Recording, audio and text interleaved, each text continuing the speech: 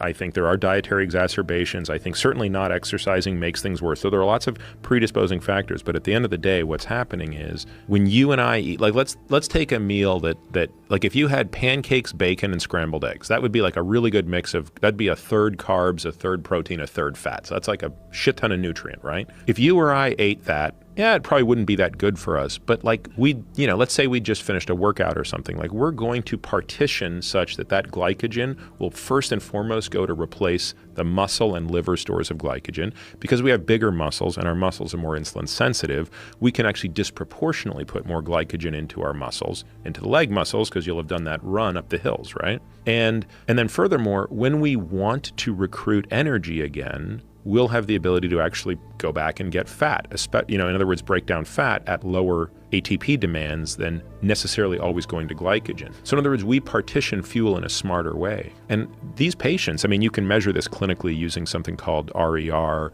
and of course doing other blood tests. Like they can't break down their own fat. So their body is essentially broken in that regard, and that can be fixed with diet. It's a hard problem because the way I explain it to people is, and clinically I'm not interested in weight loss, right? I mean, that's just not, I'm much more interested in longevity. And yes, sometimes weight loss comes with that, but if I ever get stuck doing, weight loss, like I'm doing the wrong thing for my interest.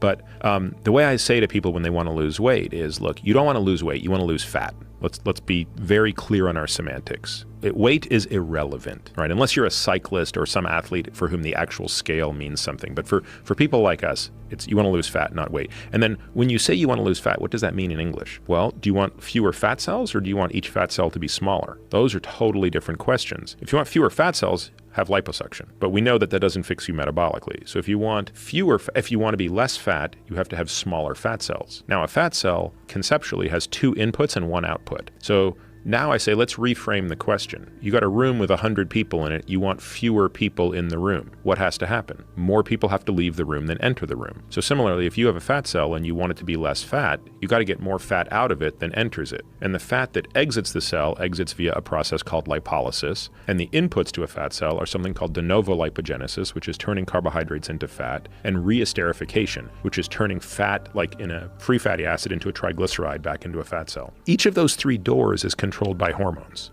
And so the purpose of nutrition or fasting or exercise or drugs or hormones or all these things is to manipulate those hormones in the direction of what I call negative fat flux, or what would be referred to in the literature as fat balance, negative fat balance. And the hormones that drive that are many. Insulin, hormone-sensitive lipase, testosterone, estrogen, cortisol being the 5 most important in my opinion.